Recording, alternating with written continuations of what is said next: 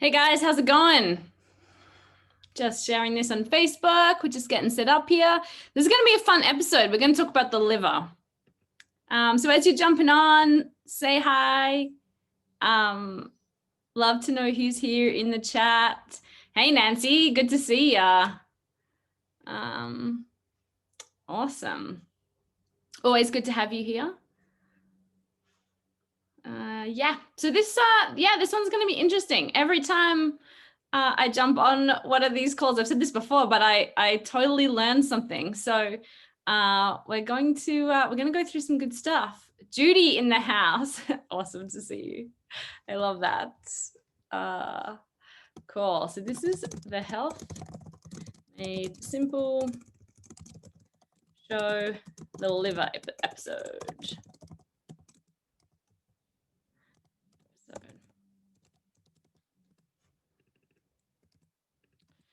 Which is cool because we have been talking about the liver a lot lately. We've got a bunch of people going through our cleanse, which has been awesome. I really need to do it myself. I just have to ship all those supplements all the way over to Australia. Oh, yay, Judy, you got Don to join you. Yes. Eric and Lisa, always good to see you guys all the way from Kentucky.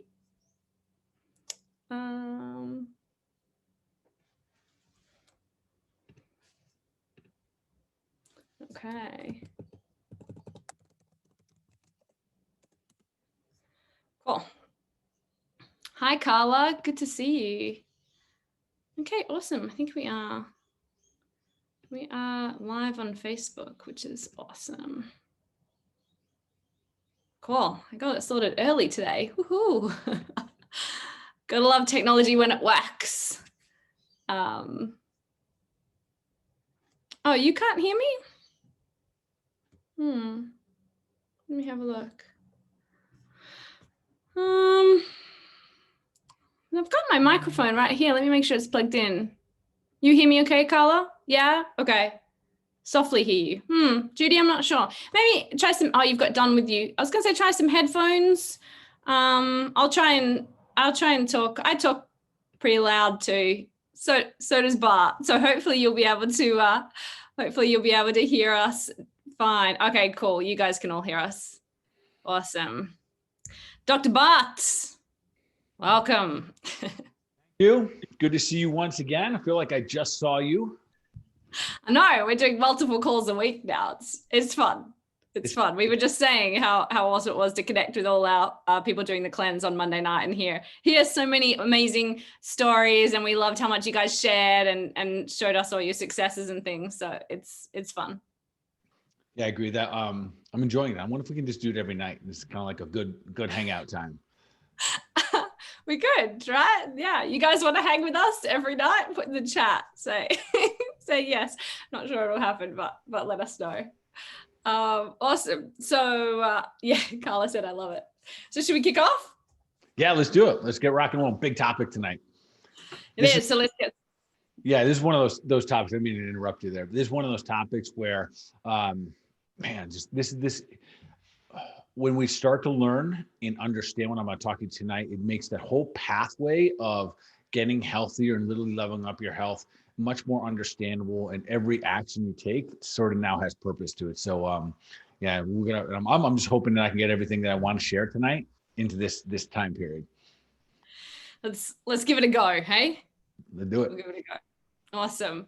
Well, welcome back everyone to another episode of the Health Made Simple show.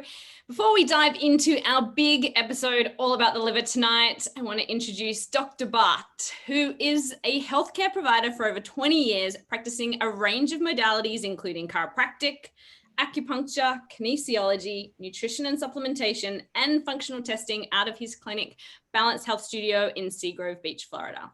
He's also the founder of the Health Edge program, which is an online program specifically for entrepreneurs and executives wanting to take their health to the next level. So he also works with celebrities and athletes all around the world and shares all that wisdom with us every week here on the Health Made Simple show. So I'm excited to talk about the liver. Big episode tonight. Yeah, big topic. You know, and the reality is I think that the liver gets a bad rap.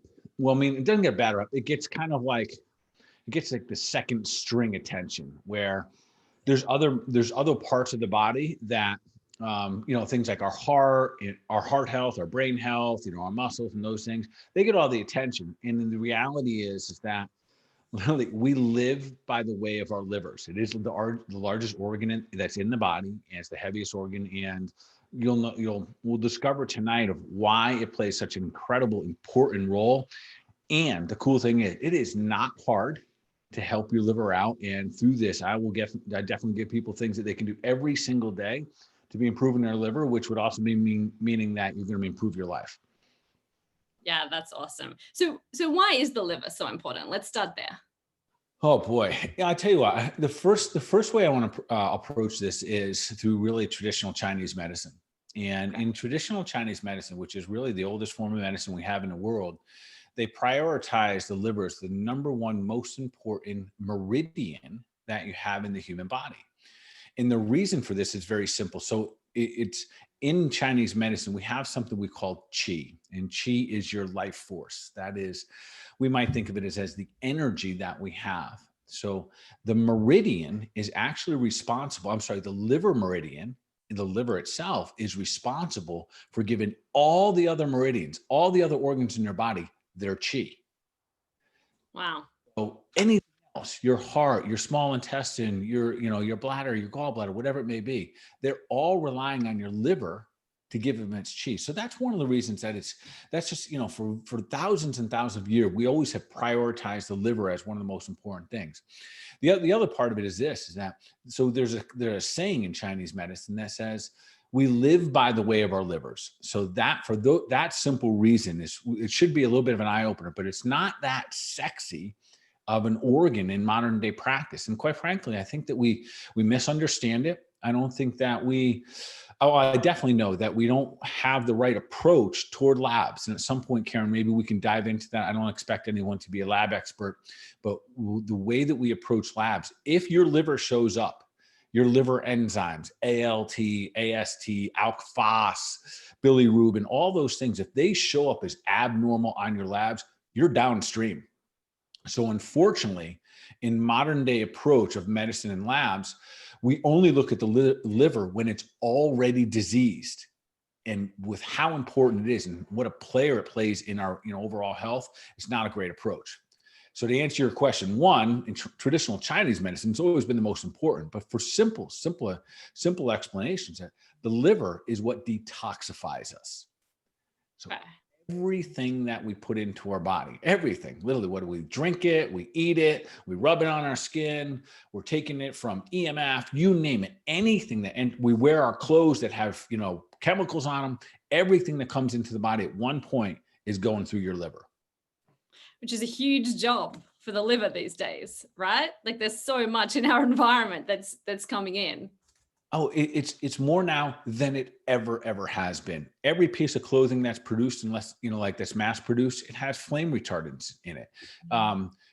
80-90% of the food that's produced in our country, probably in yours too, has GMOs in it. There's chemicals and everything. This wasn't the deal even 18 years ago. So there's massive amounts of chemicals, and the challenge is that too often we kind of and I have clients all the time and I say, well, this might be your liver. Oh, I don't drink, and they think it's about the consumption of alcohol. Yes, does that play a role? It does, but it's just a piece of the pie. Yeah. For sure. So the liver is, responsible for detox. I think we kind of know about that, but it does some other things as well. Oh yeah, its jobs are incredibly important, as many of them. So another thing that it does, it stores for us.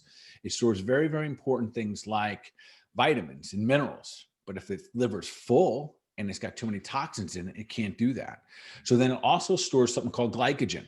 And glycogen is important for the body. It's like a backup storage of energy. It's part of the sugar system, quite frankly. So when we have stress, Karen, our adrenal glands signal the liver to release glycogen. That's part of the weight gain that happens during stress, because that glycogen is converted into sugar real fast. So it's an energy source during fight or flight or during starvation. So very, very important storage gland. Another thing that's important for us to understand, it excretes, it gets rid of things. And we don't have to know all these, but it gets rid of things like bilirubin, but also gets rid of cholesterols. The interesting thing about the liver is that it makes cholesterol and it also gets rid of unneeded cholesterols. And this is going to be huge. And hopefully we'll have an opportunity tonight to talk about it, because oftentimes, and this is what I mean, sometimes we forget and we misunderstand the liver. I'll see patients with high cholesterol and the doctor's recommending, or they're thinking they need to be on a statin, when no, this is a timeout. This is a brakes moment, pump the brakes. This is a liver issue. The body always produces the exact amount of cholesterol it's supposed to with what's going on. But if it binds up in the liver and it can't get out, then all of a sudden we have high levels of cholesterol.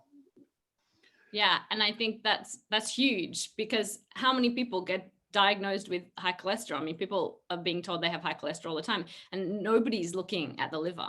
They are just putting them on medication, or I feel like I didn't know that the liver was involved in this, like involved in cholesterol, or that it was an issue in terms of excretion. Yeah, it's a huge. In fact, that's where we make our cholesterol. So if we have high cholesterol, we should always have an eye on what's taking place with the liver. And again, we'll navigate the labs a little bit tonight. And that's where I would just say, literally, that if you're looking at this in a bigger picture and you want to continue to do a deep dive for your health, that's where finding either someone like myself or someone that does functional medicine that just takes a little bit of a different look, a glance at these things, instead of just looking for highs and lows, but able to really navigate the whole thing. So there's a couple other things that liver does that I want to make sure I mention. It produces something called bile. And we hear about bile often, and we really hear about bile in relative to the gallbladder. So bile by itself is incredibly important in the sense that bile is what the body uses, specifically the liver and the gallbladder, to essentially help things move throughout your small intestine and get eliminated. If we have a healthy production of bile and it's relatively thin, you can detoxify great. If you don't, and you're getting constipated and you don't have a good production or a good storage of bile, then it's hard to get rid of toxins. One of the misperceptions I think that has happened over time is that we've said that the gallbladder acts like it's extra, like we really, don't need it. The liver makes the bile, and bile is so incredibly important. The liver knows that, man, I'm going to have my work cut out for me at some point. I'm going to make enough and I'm going to store the excess in the gallbladder, because there's going to come a time. And what is that time? That's us eating a bag of French fries. That's, all those bad fats and the sugars with it. That's, a heavy night drinking, whatever it may be. That moment's coming.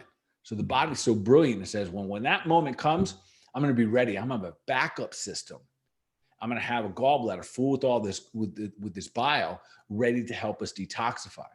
The challenge is, I think gallbladder surgeries right now are the fourth most popular surgery in our country. And listen, if your gallbladder gets sludgy and gets stones in it and it stops functioning, yes, it gets uncomfortable. Is it fixable? Heck yeah, very fixable. And I'll talk about that later when we talk about, so how do we literally, when we get into the point of how do we feed the liver in a healthy fashion, and what things can we do on a daily basis? It don't cost a lot of money. They just need consistency. Since we just talked about cholesterol, we have a question here. If someone has high cholesterol, does things like the cleanse lower it? Yeah. So we're, for those of you that don't know, and welcome everyone. I didn't get a chance to say hi. Thank you for everyone for joining us here on Zoom Live. And of course, if you have questions, throw them throw them right in here to the chat section. And if you're on Facebook, put your questions there too. And then we'll get those, they'll get to me somehow tonight as well. Welcome everyone. So we are running this cleanse, and we've got literally hundreds of people doing it. And yes, when we do the cleanse, no doubt, that's one of the reasons I tell people to run their labs afterwards, because you're going to start to clear things out. We are clearing the guts of tonight. So if you guys are just popping on here, the guts of tonight, I'm going to go into the 3 phases of detox. And when you get those, you'll see how we can, if you understand how we detox, then you can easily make a plan. And our cleanse is very well suited to handle all phases, phase 1, 2, and 3.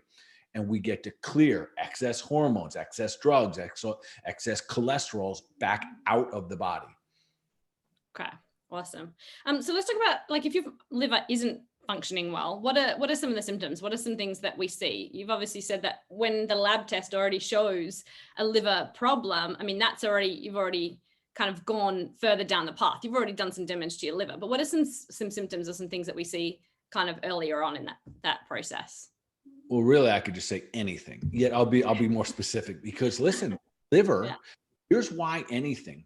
The liver, its job is to keep everyone else robust. It's keep everyone clean. Remember, the liver purifies and detoxifies the blood. So if we have bad blood circulating around the body, we're going to build up symptoms, sickness, and disease somewhere.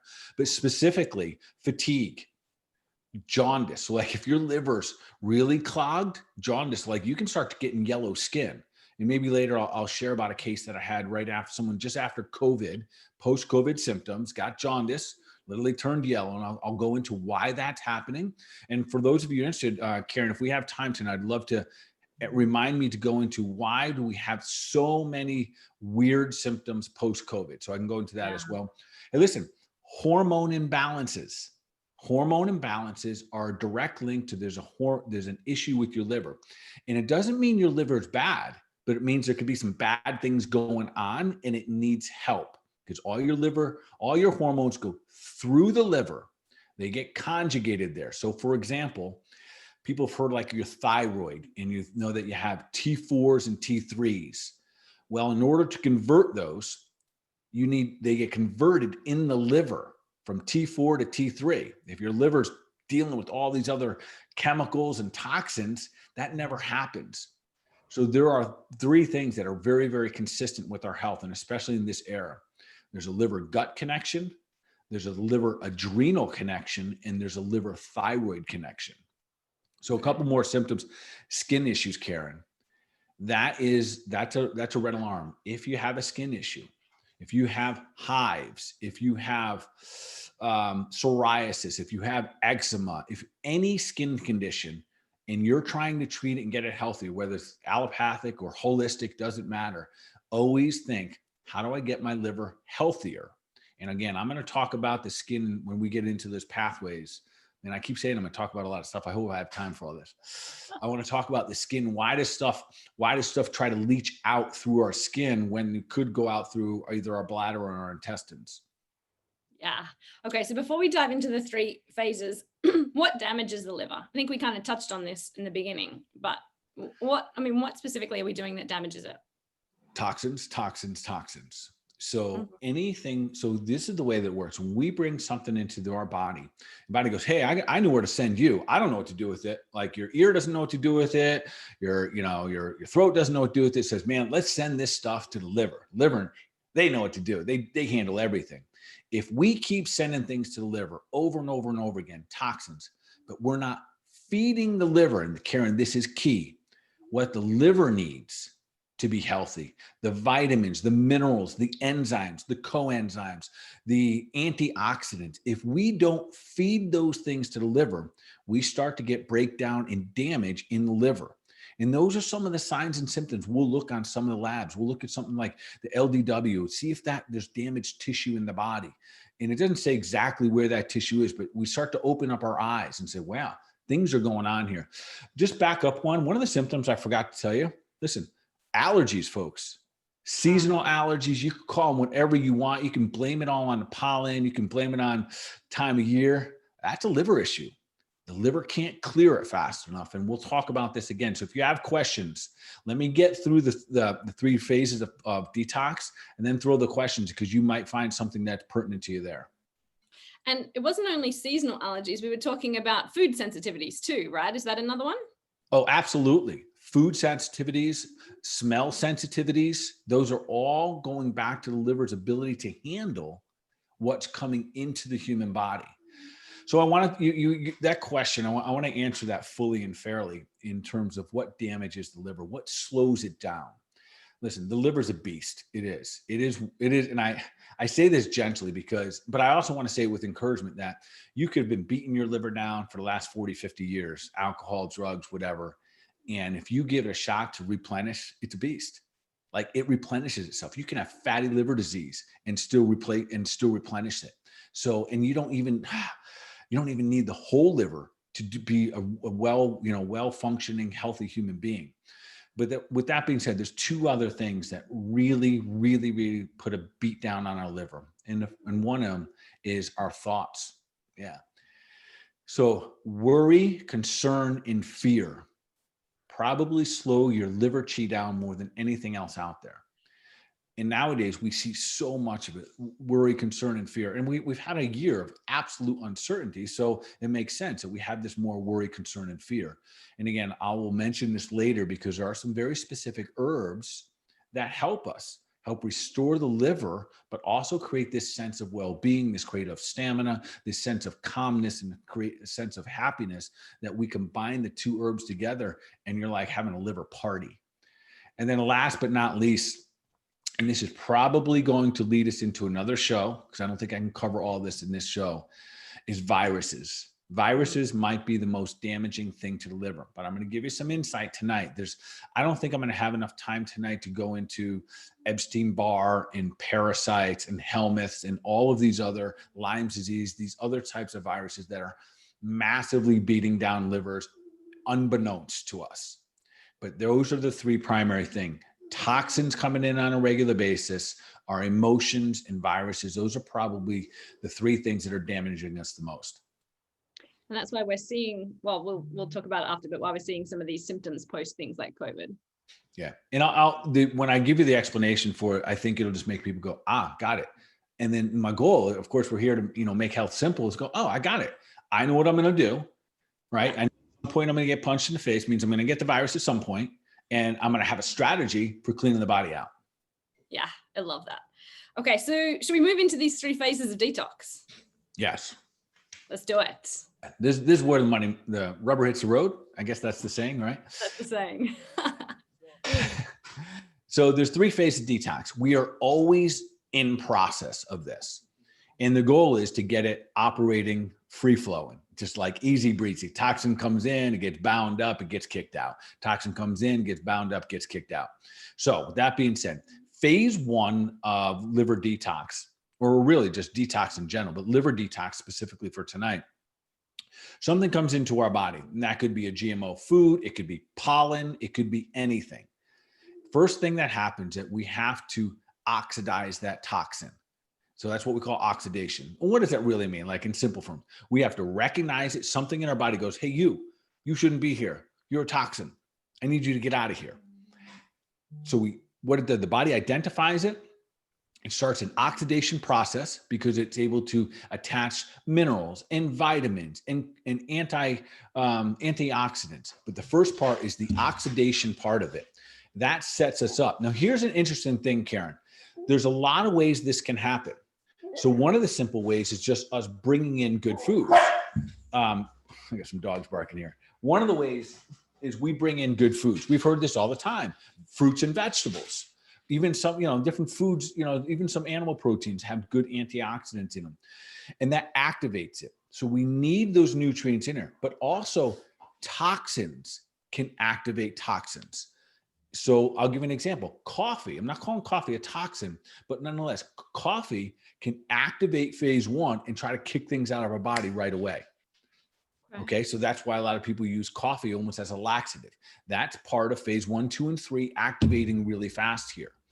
So there's other things. You can take in something and immediately your body says no. And you could get like a histamine response. That's a situation where we've activated the toxins, but they didn't get into phase 2 and phase 3. So in phase number 1, your body identifies it. It tries to oxidize it, which is break it down and make it water soluble, and therefore getting it into phase 2. In phase 2, the body's trying to bind it, or really what we call conjugate it. It's trying to bring those toxins, it's trying to bind them and get them ready to be transported out. Here's when I say what earlier you asked, what can damage the liver? We can have all the toxins coming in and it can use up its resources. It can use up all its vitamins and minerals. It can use up its B12. It can use up its CoQ10. It could use up its vitamin C, ascorbic acid, all of these things that act as antioxidants. We use all of those up and now it's depleted. And then it can't bind things in phase 2. So phase 2 is about conjugating, binding things. One of the simplest ways that we do that, through food. We got to bring in the right foods. So one of the best foods out there for it is what we call the cruciferous vegetables: broccoli, cauliflower, kale, Brussels sprouts. So listen, we're on a cleanse right now.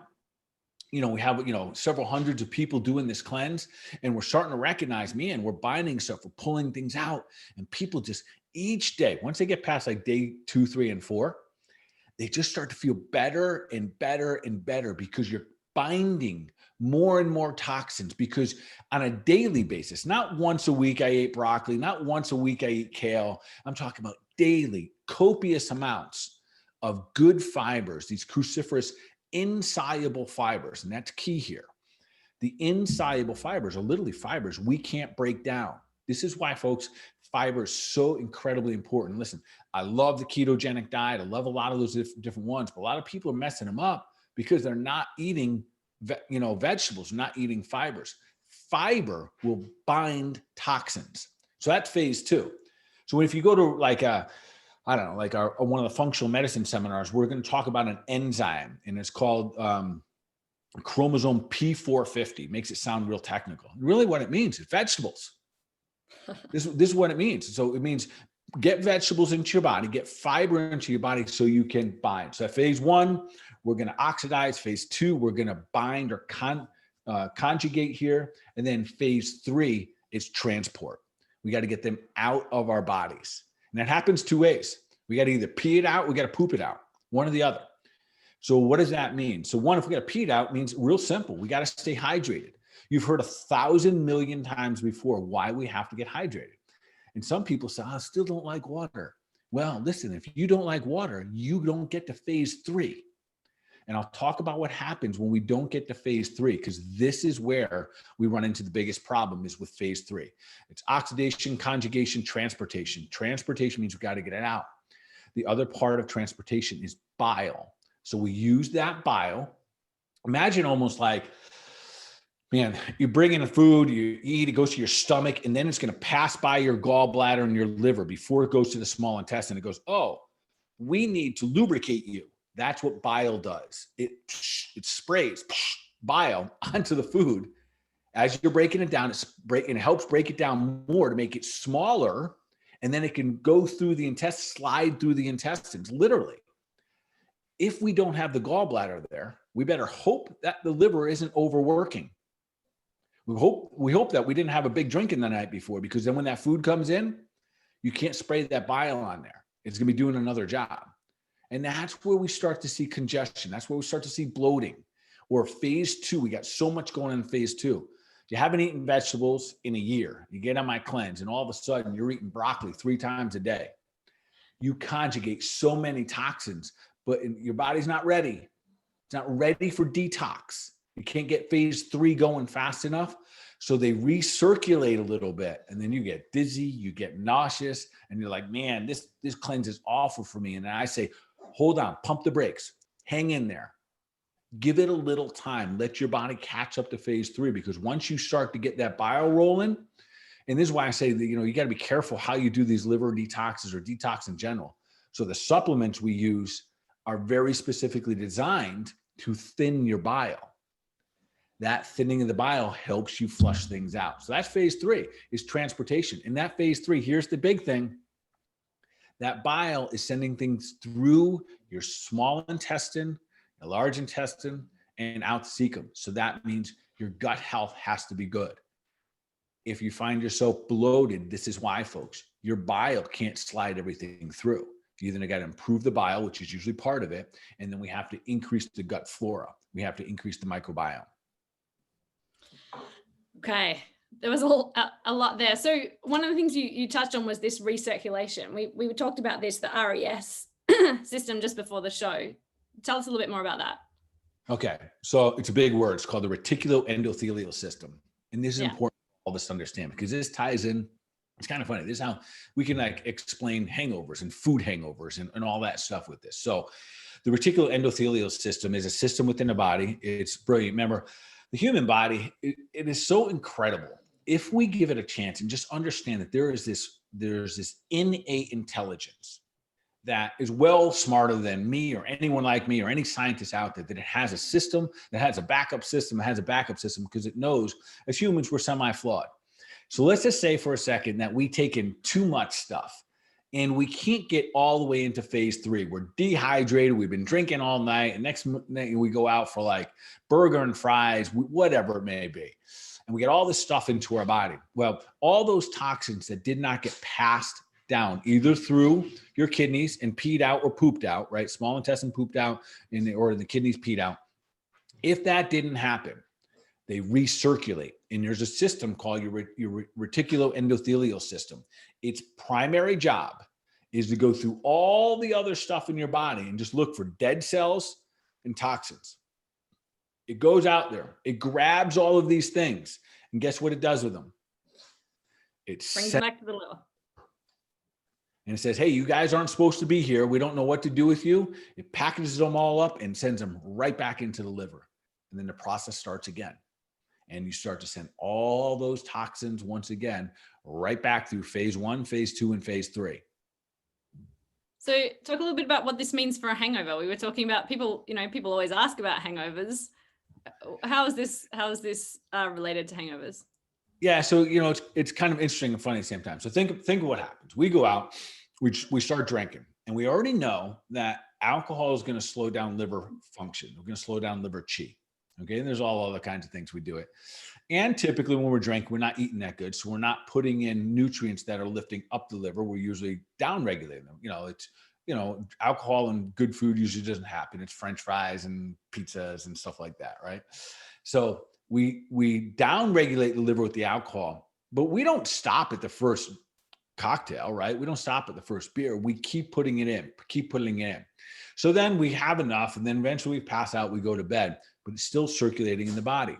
And we put so much in so fast that it doesn't get into phase 3. It goes back to the liver. And then you wake up in the morning and your liver's down regulated. You've got a blood sugar imbalance and you're still circulating all of those toxins because phase 1, 2, and 3 did not happen. Now, when we then detox, I need a couple of days to detox here. And we stop putting the junk in, and this is the key. We got to stop putting the junk in and put the good stuff in. Get those cruciferous vegetables in. We get the water in. These are things almost like we intuitively know, but when we start to switch it back over, we get phase 1 in there. We oxidize everything. We get things water soluble. We get it bound up to good vegetables. We get it bound up. There used to be this whole thing. I need to soak up my alcohol with my carbs. No, you're just extending your hangover. You're just extending the liver problems that you're going to have there. So those good foods, those good healthy vegetables, they are going to help us pick off those toxins and then bring them back out of the body. Okay. And what about something else we talked about? What about medications? Like if you have to be on something that you know is going to affect your liver. So alcohol is a bit of a choice for most people, but if there is some other, we talked about medications are also, have an impact on the liver or have the liver has to work to process those medications. What can we do to kind of combat the effect of that or if we do have to take medications? Yeah. So that's really a great question. And I love that we're having it here in this forum because I think everyone understands. I think everyone here is looking to say, listen, we know we got things going on. We got history that we can't change where we're at right now. Maybe you're on a medication. So listen, it's not anti-medication. It doesn't have to be one or the other. I like to think of it as an and world. And if we have to use a medication to help us function in a good world or, a good way in our world, we have to be intelligent about it. So all medications stress out the liver. I can almost say all medications are going to put some emphasis, some damage on the liver. A lot of the medications, like when you think of Synthroid for the thyroid, they don't never talk about don't use Synthroid because it's good or bad for the thyroid. They always talk about how bad it is for the liver. Because certain medications are more profound. And a lot of the medications that we're on, it's every single day. That's the challenge. So then there's other medications that seem simple and harmless, Karen, like Tylenol. Man, it puts a whooping on the liver. So we've got to be really mindful and think about these things and really kind of consider if I'm going to put this medication in my body. So the real question, I think this is what you're asking me, what do I do about it? Yeah, exactly. Because stop taking medications might be something they could do in the future, but for right now, have to take the medications. Okay, so what do I do? Yeah. So I want you to think like if one of our listeners here or, on Facebook or here on Zoom is you're taking medication thinking, okay, I'm not telling you, this is not Dr. Bart. I'm not acting as your doctor and telling you to get off your medication. I'm saying, all right, let's think about leveling up your health and helping your body manage and get a healthier liver. So we want to increase phase 1, 2, and 3 of liver function. So phase 1 means we got to stop putting other junk in. So if you are on medication and you want to, listen, you're on it for whatever reason you're on it. Everything else, you got to play a different game. You got to be cleaner. So this is where we want to lean ourselves into more organic, 95% or more non-GMO foods. And this is where we want to make sure that we're not always putting other toxins. And Karen, this is also where then we start to navigate, we take it a little deeper. What are the detergents that we're using in our house? What fragrances are we using? What kind of lotion you're putting on your body? So if you're rubbing suntan lotion on your body for half of the year during the summer, all of that is down regulating your liver. That with your medication can be an issue. That's when we just start to see sluggishness. We see imbalance in hormones. So all of these are going to have these impacts. So 1, stop putting the toxins in. 2, make a commitment to the food part of this. So I'd encourage literally everyone listening tonight, I'd encourage you to fall in love with cruciferous vegetables. Yeah. Broccoli, cauliflower, Brussels sprouts, kale, look them up. And I'm not saying you have to eat one every day, but eat one of them every day. Literally, we don't have nearly as much fiber in our lives as humans are supposed to. So that's 2 simple ways. And we'll go into the supplements in just a moment because I want to list, there's definitely some like gold standard supplements, and I'll list those because they're very simple. They're very simple to use. They're safe and all that good stuff. Yeah, awesome. And we'll post those all up for you so you guys can get those supplements as well. Do you want to take, we've gotten quite a few questions. Do you want to take some questions before we dive into some of the supplements? Yeah, let's do it. Let's do it. Okay. If you don't have a gallbladder, how can bile be built up to help the liver do its job? Beautiful. That's a great question. I was hoping someone would answer that. And the answer is, I want you to think about 1, if you don't have your gallbladder, you got it cleaner than the average person because you don't have that backup system. And that, I'm right off of this, I want to share with you a case that we had, a COVID case that didn't have a gallbladder. So 1, you want to do that. And there are some, again, great foods. I'm going to say it again, cruciferous vegetables, absolutely fantastic. We want to clear out as much as we can, the liver and the intestines. The other part is that I want you to start to add in is beets. Yes, good old-fashioned beets are phenomenal in helping thin the bile. And I'll give you a supplement or 2. So there's a supplement you could use that would be beneficial to help thin the bile in the liver, and that's something called AF beta food. Maybe we can put that in the notes. It's going to be one of the supplements I recommend for gallbladder, liver, helping thin the bile. I can often give this clinically for people that might get a little constipated. So that's real. So those are really important things. So you're going to get cleaner. You're going to give your opportunity to like really have timeouts of all the junk coming into your body. And really, really important for the person without the gallbladder is you be very specific and understand what bad fats are out there. Bad fats are going to be the hardest thing for you, meaning that they're going to have most disruption to your gut and the hardest pressure on the liver. And when I say bad fats, I'm thinking canola oil. Those bad oils are what they call vegetable oil. So you want to make sure that you just get as good fats as your olive oils, your avocados, your egg yolks. Those are the good fats that you want, but you want to stay away from, especially like fried foods, like a donut and a French fry would just be not your friend. Yeah. Okay. Awesome. The next question is, what about hemangiomas? Maybe. Do you know? I'm not sure how to say that. Hemangiomas? Is that a thing? Hemangiomas? Maybe. Thanks. There we go. Maybe. Is that a liver? I'm not sure about that one. Just put that in the notes and send it to me, and then I'll figure that out. Okay. Awesome. Okay. What about Dr. Bart, how good are herbal medications for our liver? My grandmother used herbal medications, but it was too strong for her. Herbal, hold on one second. Put the dogs down. So herbs are a phenomenal way to clean the liver. So they're going to be a couple of, and I'll go into detail why these work here, but my top favorite, the gold standard herb for liver function. It's safe. You can use it with medications. You can use it pretty much. There's really no side effects or anything that you couldn't use it with, and that's milk thistle. Milk thistle is amazing because of two different things that it does. It literally helps that phase 2, phase 3 in sense of detoxification, and it also helps restore damaged liver. So milk thistle, I'd go as far as saying this, all of this, my wife and I use milk thistle, and I'll talk about another herb I bind with that. I would say every one of us should be on milk thistle because we're exposed, and you don't need a lot. Like we take one in the morning, one in the afternoon. So make sure we put that one in the notes there as well. Milk thistle is it's been around for thousands of years, and it cleans the body and it gets rid of things, but it also repairs things, damaged cells in the liver. Okay, awesome. And on that, another question, Christy in Facebook, can liver damage be reversed? Mine was damaged after heavy dosing of IV antibiotics while hospitalized. My general answer is yes to almost all types of liver damage. If you truly have a case of cirrhosis, that part of the liver that has cirrhosis, we can't fix that. But the good news is, even if you've had some damaged liver, and there's different things that happen.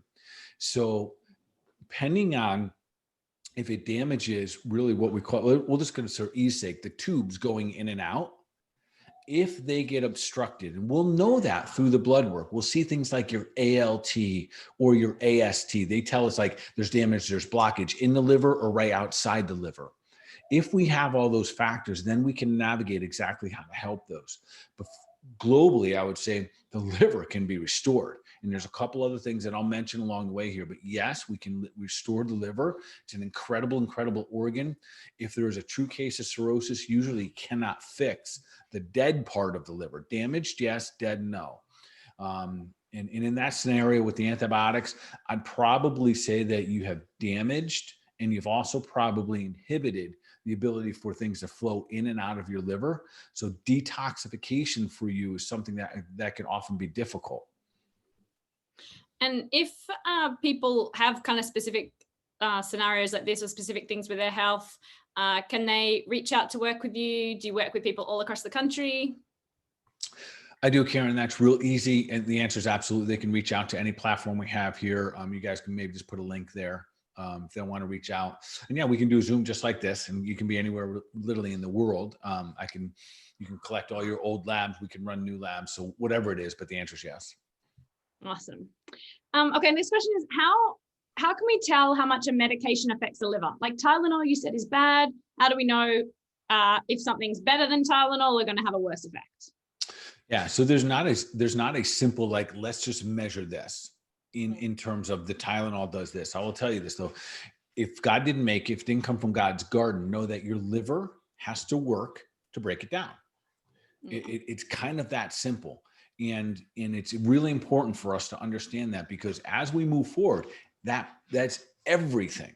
Now we know Tylenol because we have research papers on it, and we see what the liver, extended Tylenol use does. So if you really saw the recommendations for how to use Tylenol, it is not nearly the way that we use it. It's literally like a third of the dose only for 2 days at a time, and not again for another 2 weeks, because it has a downregulation or can damage some liver cells. So there are liver markers, and I'll tell you what, I'll just list them off here. And I don't expect any of you to think about it, but there's something called alkaline phosphatase. That is a liver marker about your liver enzymes. Also gives me an indication of how well your body is storing zinc. There's ALT and AST. Both of these are telling me inside the liver how things are flowing and outside the liver. And that's important because it tells if there's an obstruction there. And this is what happens a lot in liver damage. You get obstructions. That's where the jaundice comes from. So those markers right there, typically they'll be scored anywhere from 10 to about 100 as normal. But I'll tell you, in functional medicine, when we look at anything above a 25 is a red alarm. Anything that tells us something slower, you're getting backed up.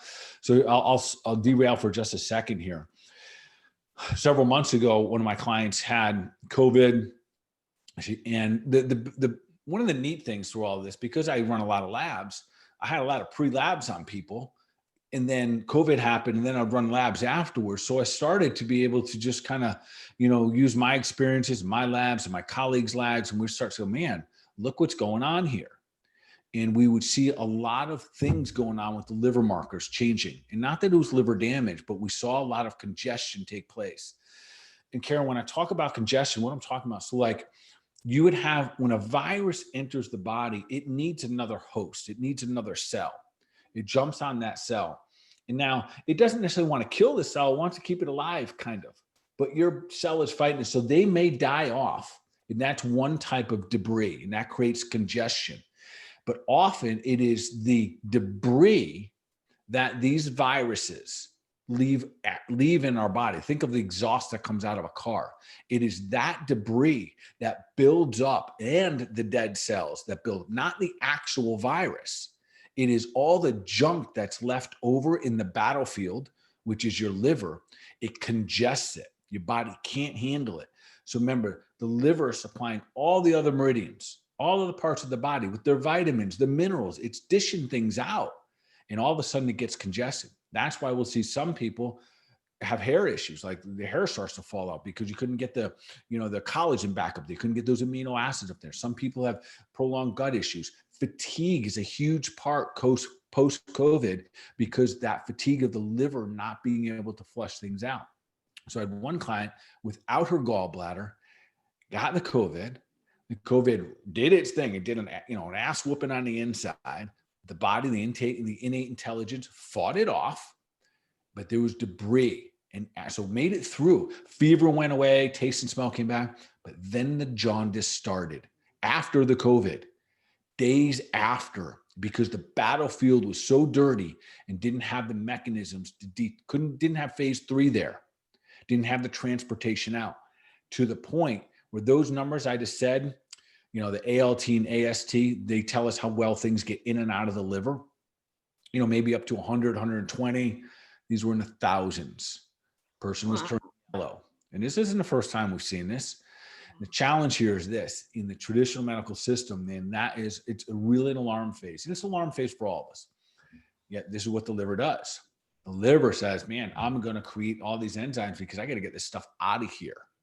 So it starts to produce more and more and more, but it's congested. So it doesn't keep pumping them higher and higher and higher. So it lets us know what's going on. So the goal is then, how do we handle this? We were just nice to the liver. We said, time out. We're going to pump the brakes. Literally, I was working with, several other doctors, kind of giving some input here. And one of the suggestions was a liver transplant. Wow. Yeah. And here we are 7 months later, and we just ran the labs 2 weeks ago, and literally they're perfect. Wow.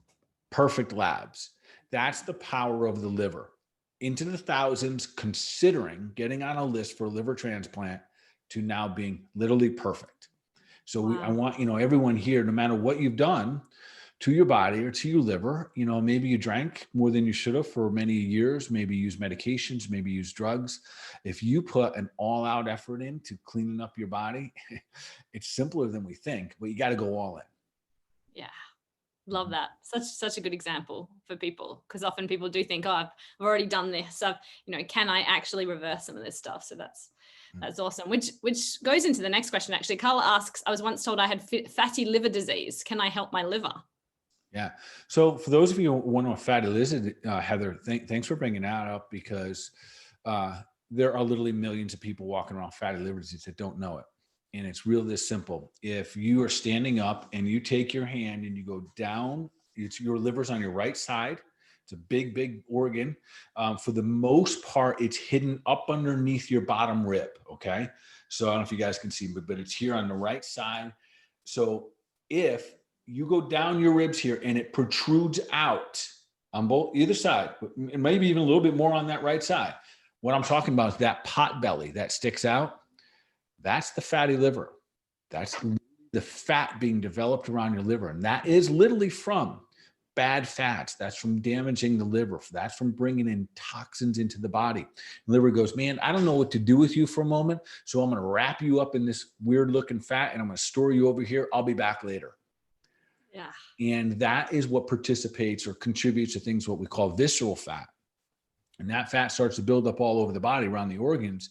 And that's where we can kind of see some people, we think, man, they're really healthy. I couldn't understand they had a heart attack. They have a lot of that visceral fat. They have a lot of that congestive fatty liver. So to answer Heather's question, heck yes. We can absolutely clean out the liver. Do yourself a cleanse like we just did. Get yourself some milk thistle. You go on milk thistle regularly. You eat cruciferous vegetables on a regular basis. And then very specifically, milk thistle, that's number 3, black cumin seed, phenomenal for fatty liver. I didn't even have that on my list here today, but black cumin seed is phenomenal for this. And make sure you get, so the other part of the way we get fatty liver usually it goes hand in hand with diabetes. So make sure you get your blood sugar managed. So make sure we don't have high blood sugar. So really what I like here is a, lower carbohydrate, healthy fats, kind of like a Mediterranean paleo type diet. And honestly, you'll heal it right up. How long? Yeah, give 6 to 9 months of being dedicated to it. I'm not talking about like ludicrous types of fasting or anything like that. Just being really nice to your liver, and you'll clean it right up. Love that. Okay, our next question. We've got lots of questions today. Blake asks, what about not having much of an alcohol tolerance? One drink limit is even too much, while others can handle a few drinks before feeling anything. Yeah, this is a great question. I'm going to add to that, Blake, that there's a time that all of a sudden people become hypersensitive to their alcohol. When I say hypersensitive, all of a sudden they used to be able to drink a lot and now they can't. And they just drink one cocktail or one thing and they automatically get like a lot more drunk or buzzed, whatever you want to call it, or their hangovers become significantly worse. Blake, and for everyone listening here, this is the way it works. We are collecting toxins. Boom, boom, boom. We got our foods, we got our GMOs, we got our lotions and our potions, and we got our suntans and all this stuff. We're collecting our fear, worry, concern, and we keep filling the liver up, filling it up. And while we're filling it up, we don't notice. We don't notice the impact that it's having because we're just doing our thing. We're like, I can drink this. I can do 10 shots, five beers, no big deal, because you have the capacity in your liver. This is a cumulative effect. This is a compounding impact. And then all of a sudden, like it's overnight, boom. And now you can't tolerate alcohol because your liver can't handle it. And all of a sudden, boom, overnight, you are super sensitive to fragrances, to chemicals because your liver can't handle it. Boom, overnight, you start developing food allergies. You've never had them before. And all of a sudden you can't have this, that, or the other. And listen, this is part of my own journey. Listen, I haven't drank alcohol. I don't even know when. I didn't draw a line in the sand. It's probably, I don't know, been like 10 years. Part of the reason, it's not because I had like this high mighty moment. I've been like, alcohol is not good. I'm never drinking again. No, if I drank it, it hurt. It physically hurt. Like my hangovers were getting worse and worse and worse. And then I noticed that I'd literally drink, my wife likes beer. I'd drink half of her beer and literally I'd get a headache in moments while we're out to dinner. And I used to always think, this can't be good. This isn't because alcohol isn't good for me. This is because I can't handle alcohol anymore. And listen, the human body is incredible. It's powerful. It can handle things up until it can't. So if that has happened, your sensitivity toward any of those things change. Anything that you're putting into, onto, or around your body, that's a liver issue. And it's time to get it clean. Yeah, love that. Okay, Taryn on Facebook says, I have elevated bilirubin and low GGT. AST, ALT are optional and cholesterol is good. What should I start with? Yeah, so the beauty here is this. So a lot of that sounded really good to me. The elevated bilirubin tell me you're not clearing. That's what that is. Your body, that's part of the job of the liver is to clear your bilirubin. That was one of the signs and symptoms that was one of the first markers we started to see with COVID, that the bilirubin was going high. And so it's a clearing issue. So that is, cruciferous vegetables. This is why I say this is easy. Cruciferous vegetables, making sure that you get a lot of good beets into your life. Milk thistle probably be the most effective for you. I want to throw one more in here as well. There's another herb called Shishandra. So, and again, in traditional Chinese medicine, Shishandra is used almost all the time in all liver cases. One of the reasons is that it is very effective. It helps restore the liver, but it's perfect for anybody. And Karen, I'm certainly not saying this to you. It is perfect for anybody that has a little bit of fear, worry, and concern that slows down the liver. So we use those two herbs together, milk thistle and Shishandra. And Shishandra by itself is restorative to the liver. And then you bind this with milk thistle, and you really have something that's restorative and also helps detox. That being said, one of the other things that I'll always do clinically is I feed the liver. So the herbs are going to do better at detoxification, but we want to feed the liver in areas that we haven't done really a good job. And of course, food is the best way, but to literally level up, remember, food will take us the longer time, but sometimes you can use supplements and kind of cut the line. There's a product we use called Livaplex. Livaplex, milk thistle, Livaplex, and Shishandra together. You're feeding it and detoxing it. Solid game plan. Solid game plan. Awesome. Okay, and we'll add all the links for you guys for those as well. Next question, Angel on Facebook. Are liver flushes safe? Malic acid, Epsom salt, olive oil. I'm glad someone asked this question. So here's how it goes. So I'm sorry, what was the name that answered? Angel? Angel, this is where we want to be really, really smart. So remember, there's 3 phases here. You got to identify it, and then you got to bind it. You got to make sure you have binders. So my simple answer is no. It can be, but like if we just bring in something that forces it out, it's going to recirculate into the reticuloendothelial system, and you're going to revisit those toxins. Yeah. Follow me? Because you're probably trying to detox because you're not doing so good anyways.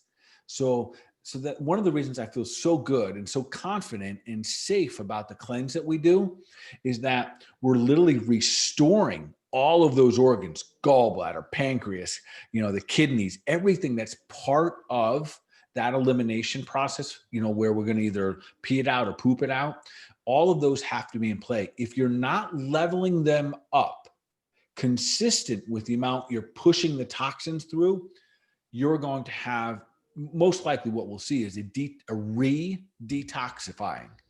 And I get it. There's all kinds of liver. You can go online. There's a billion of them. You got to make sure that it's done very intelligently. So with that said, some people can do it. Yet if you're pushing the toxins out, you got to kind of push all the other things in there that are needed to help the body naturally go through phase 1, 2, and 3 of detoxification. Okay. What about, along the same lines, what about the special cleansing foot spas? Are they effective? Yeah, in a little different way, but yeah, they're good. They're pulling toxins out through our pores. So think of it as almost like detoxifying our skin. What happens, this is totally random, not necessarily much to do with the liver, although it does. When your body, the toxins start up in here, most of them in our mouth, and they go into our body. If we can't process them all through the liver and through the small intestine or out the bladder, if we can't do all that, they continue to circulate. Now, the reticuloendothelial system is a wonderful tool for us, but it doesn't pick up everything. Some of them literally float down, whatever's farthest from the heart, the farthest away and the hardest to recirculate. They literally lodge in our feet, these toxins. They can build up in there. Crystals build up in there, toxins build up there. So if we have a way to leach them out, yes, it's effective. And if you've ever done one of those foot baths, and listen, you don't have to be an Einstein. Look at it, and it's clear water. And a little while later, there's all these colors in there. Those are toxins that come out. It's pretty fascinating. Okay, awesome. Tash is asking, you talked about sunscreen. So what do you use? Yeah, so I don't use sunscreen. And so, but everyone just kind of pause before you yell at me. The sun's dangerous. No, sun's here to give us life. That's the reality of it. Too much sun. So I do everything I can not to burn. That is important, that we do not burn. I do have a formula. I'll give it to you guys. It's 3-part. So, and again, when we think about health, I want you to always think about, if there's a challenge out there, how do you get stronger? I'm not an advocate of running and hiding. Clearly, right? I've said that a couple of times since March. I don't think that makes us stronger as human beings. We have to get stronger. So the same approach from the sun. one of the best things to get stronger. There's a real quick formula. Now, at some other point, I'll go into detail on how this works, but Cataplex C, 6. So you guys can write this down if you want. Calcium lactate 6, and I'll give a quick explanation in a moment, and Cataplex F, which is vitamin F, 6, 1 hour before you go out. Let me explain this real quick. The whole food vitamin C helps you build collagen. It helps you make your skin, literally your collagen in your body, stronger. That's what connective tissue is made up of, vitamin C. Whole food vitamin C. Don't try this with ascorbic acid. You'll burn your ass off. So you just need a whole food vitamin C. So you got vitamin C in there so you can make strong collagen so you can defend the sun. Calcium lactate is what protects your skin. It literally protects it. Calcium, there's a very specific type of it. So it's highly bioavailable. So this calcium protects you. When you get sunburnt, it is a calcium deficiency. That is exactly what happens. You run out of the calcium that defends against the sun and your skin tissue breaks down, you burn it. The vitamin F is the kicker here. It's called Cataplex F. Cataplex F carries calcium out of the blood into the tissue. And this is so important. So vitamin D carries calcium into the bone, but vitamin F carries it into the tissue. So if you know you're going to be out in the sun, so you guys see it, I'm fair skinned. I'm almost like white as it gets, but I can get a healthy tan every summer. I max myself out about an hour, but I use 666 before I go out in the sun. And I do this all summer long. And if I'm going to be out there longer, I do it. If I get a sunburn, I take the same formula. And I tell you, this works. It's awesome. Okay, I love that. You've just blown my mind. Being here in Australia, we have a lot of sun, and I don't really wear sunscreen either. I just cover up once I'm done. But like, this is, I love this. So thanks for sharing. There you go. Dr. Bart's sunscreen formula. We put it in the chat. Write it down, guys. Okay, we got a couple more questions. What about oxalate? What about oxalate kidney stones? I've actually been advised not to eat spinach, kale, or beets by my doctor. Okay, so if you have oxalates, so that's something that you'll hear more and more about, like these oxalates build up. So listen, if you got them in your kidneys, it means your liver is not breaking things down well enough. Remember, the kidney is going to be downstream here. So what's happening is you're not breaking things down well enough. So think of any and every way. You may want to back off a little bit. And listen, you don't have to avoid spinach and beets. Don't eat every day. But what you really want to do is improve the health of your liver. That's what you want to do. So something like that Livoplex I was just talking about, little milk thistle. I know I keep going back to the same things. Get some broccoli, get some Brussels sprouts in there. And you can navigate around. They don't have high oxalates. Yeah, I don't think so. Usually we think about spinach as having high, but then again, I promise you, that's not the end of the day. When people that are doing spinach every single day, that you have more of a concern about the oxalates. So I get it. Yes, spinach has oxalates. If you have kidney stones, there's one other thing you might want to look into, something I use called phosphofood liquid. We use it in drop form, and you take a fair amount of drops, like 20 drops in warm water twice a day. And you can use that. And over time, as that circulates through the body, it'll start to dissolve those little stones. So it's pretty cool. Same. Next question is about if you've got gallstones, are there things to avoid? So is that the same for gallstones, or gallstones a little bit different? Yeah, gallstones a little bit different. It's usually not built from an oxalate. It's built usually from stress and increased estrogens. So things like AF beta food, that thing I just mentioned, phospholipid liquid, the drops, very effective. Clean the body out, thin the bile. What happened to the stones in the gallbladder? It got sludgy. The bile got thicker, and it makes those little stones. So we want to thin it out, and that's where the beets can be very, very effective. Usually in this scenario, quite frankly, if a therapeutic case like that, beets by itself won't do the trick. You're going to need to use something like AF beta food, which will thin the bile, which is also not going to create an oxalate issue for the person who asked about the kidneys. But liver and gallbladder health, 100%. Most likely too, if you do have some gallstones, you got to go up one level to the stomach and probably increase the stomach acid, so you're breaking your foods down better. So a little bit of a digestive enzyme would be super helpful there. Okay, awesome. And last question we've got here on Facebook is, how long do you take milk thistle for? Can you take it? You take it every day, right? You can take it ongoing? Yes, you can. Yes. Hey, listen, Yeah. the reason I do recommend that one is because, listen, every day we are exposed to toxins. I'm thinking here, I got the EMF here, I got these fluorescent lights going on in here, just this stuff. My body's taking all this kind of stuff in. We've got you go take a shower and you got fluoride in your water, you're drinking water, you got plastic bottles. Like, we are literally getting polluted. So for us not to take an approach, you almost have to scratch your head and say, like, man, like, if I don't, how long does body, like, how much toxins can I build up before it breaks down? How many toxins can I take before I develop an autoimmune condition? And then I create a histamine responses. All of those things, those are all just buildup of toxins. Yeah. Awesome. Wow. We had, you guys love this. So we love all the questions. That's amazing. Do you want to do a really quick rundown of the supplements we mentioned? Because we talked about a lot of them.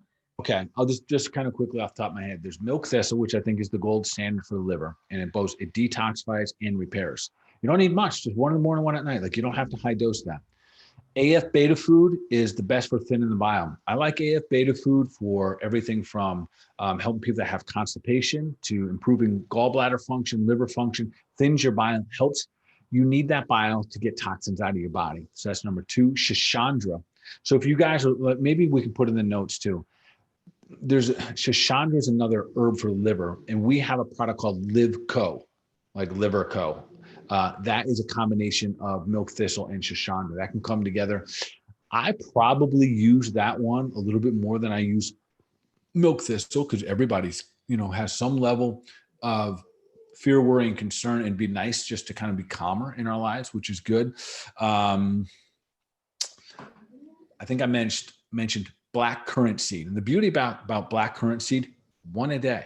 That's all you need. Just take one a day, take it in the morning. It's phenomenal, especially if you have fatty liver disease. This is good. If you have high cholesterols, fantastic. I think that's all. Okay. Yeah, I think that was all we mentioned. Awesome. I think that leads into our last question then.